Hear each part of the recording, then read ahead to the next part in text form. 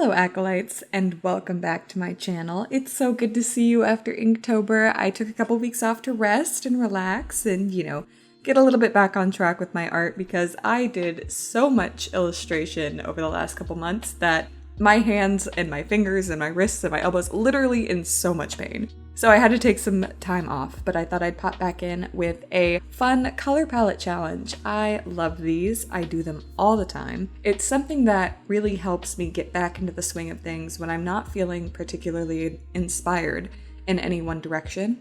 I also tend to really enjoy it because I'm not that good at color theory yet. It's something that I would like to get better at, but often I feel like I'm sort of just scrounging and scrambling when it comes to colors. And so these color palettes let me focus a little bit more on the enjoyment of the illustration itself, rather than having to scramble for a color palette and then ultimately feeling dissatisfied. Because, I sketch and I ink and then I lay the colors. And so once the colors are down, it sort of feels like, I wasted such a good sketch if they're not good, right? So this color palette was actually picked by my sister who came to stay with me this week.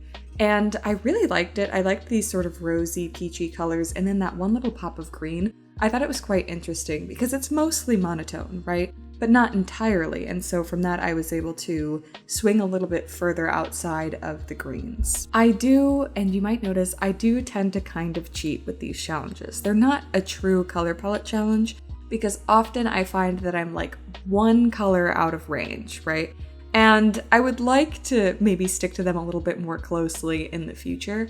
But ultimately, what's important to me is coming up with a piece of art that looks good as opposed to a piece of art that fully embraces the color palette. I figure it's kind of like if I had it as paints instead of digital colors, because I don't stray very far. I just maybe like put on a second layer of the color, to make it a little darker or whatever. And I did that with the green mostly because it was too close to that pale pink color in value. And so when I put them next to each other, it washed everything out and made it drown a little bit in this lack of contrast. So I did change that a little bit with the color palette. I also allow myself like one multiply layer and that's it. Beyond that, I don't really do any changes to the colors. And I don't really reach outside of the color palette. I use some layer styles, which I know is kind of cheating, but I think it turns out with a better product, especially because I don't use black for my line art. So essentially, that wipes that darkest color from the color palette because I've used it to do the line art, it's what I did in this illustration. I think I both sketched and did the line art in this darkest red color. I started out with keeping the sketch underneath the illustration like I did for my Inktovers, but ultimately I decided that it didn't need the sketch and that the sketch was confusing the hair especially. So I did end up turning it off, but I still worked with other brushes to create this nice texture that I was looking for, and that's why I felt comfortable removing the sketch layer underneath. Something that was sort of interesting to me was when I did this illustration, this sketch, my brain kept saying it's green, like it should be green. Something about this illustration is supposed to be green. And then I got this color palette, which was not very green at all. So it was interesting to have to back away from this idea of what I had preconceived the image to be, I suppose. And I'm happy with how it turned out. I was a little cautious at first of how thick some of the lines were with this darkest color, but because it is technically a color in the color palette, I thought having these dark lines would be a good way to represent it. These dark patches, I should say, would be a good way to represent its influence in the color palette beyond just being the line work. So I added it on essentially both butterfly parts, the wings of the butterfly that's on her face and the butterfly mask. This butterfly mask is actually something that I found on Pinterest and I really liked it. It inspired the rest of this piece. So I really enjoy that aspect of her design. I also wanted to make her look almost sort of spacey, but I drew one eye and forgot that I wanted to sort of give her these milky white eyes. And so I gave her one, because I thought that one eye was too cute, and the contrast I enjoyed as well, so I thought I might as well keep it half and half, essentially blinded in one eye. I wasn't sure what I wanted to do for her hair and skin combination, because in my head, she had dark skin, but I wasn't finding a color in this palette that suited the skin tone, because that secondary red, the second darkest red, is a little bit too red for the skin tone that I wanted. But this pale color is way too pale. So this is where I used one of my multiply layers in order to darken this color, because I thought she's supposed to be Asian, and I feel like this skin tone, it leans a little bit too far away with that. I'm not saying there aren't Asian people with this skin tone, there probably are, but it's more that it feels a little bit whitewashy to me. It's very like a pink skin tone. I don't know. You'll have to tell me what you think.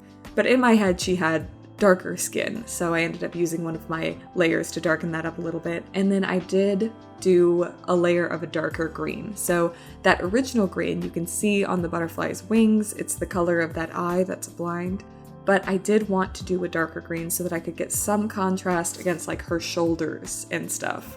So that darkest color that I put on her face was the second darkest on the palette, but it was too much. It was too dark. So I lowered the opacity, the transparency, until it became this color, and this is a color that I'm really pleased with. I feel like it contrasts well with the other colors in the image while still keeping that sort of pink tone overall, which I was very happy with. I wanted to add a lot of dimensionality to the butterfly's wings, but it was a bit difficult with only this limited color palette, so I ended up using the lightest green color to add highlights and texture and sort of make it look a little bit silky, a little bit gossamer, like it's shining in the sunlight. And then I used one of the browns to add sort of shading and a little bit of dimensionality on the bottom of the segments of the wings, and I feel like that added a good level of dimensionality. I struggled with her hair a little bit, and I struggled with where to put that light pink color, but eventually I decided to use that as the highlight on her hair.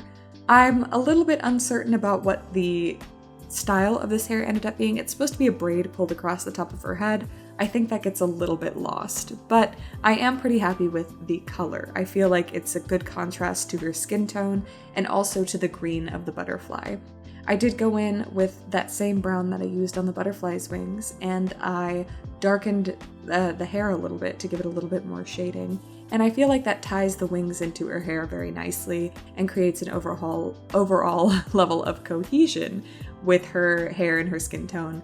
And I also used that same color to shade her skin and everything. So that one singular shading tone was used all over the illustration, and I feel like it really brought it together and made it, again, a more cohesive color palette. I did add some light hatching to texture. I wanted to back away from that a little bit because I did so much of it during Inktober that I was like, oh, I need to back off a little bit. But it is something I just genuinely like and would like to continue incorporating into the style of illustration that I'm doing.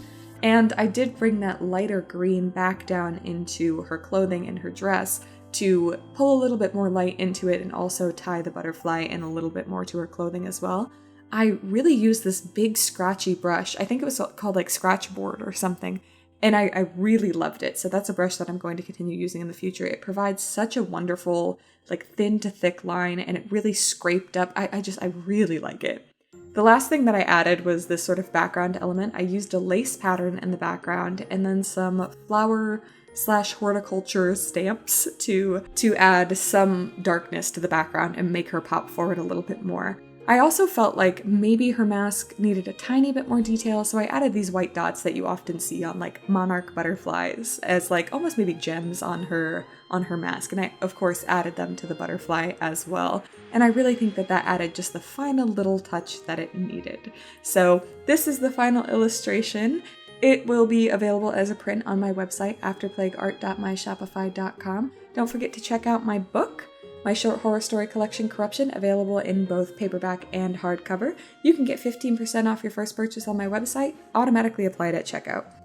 Thank you so much for watching. If you like this video, be sure to leave it a like. If you want to see more from me, be sure to subscribe. Follow me on all my social media to see sneak peeks of what I'm working on next. I am After Plague pretty much everywhere. Threads, Instagram, TikTok, Twitch, YouTube, and I'm after_plague on Twitter. Thank you again so much for watching, and I hope you survive this post-plague world.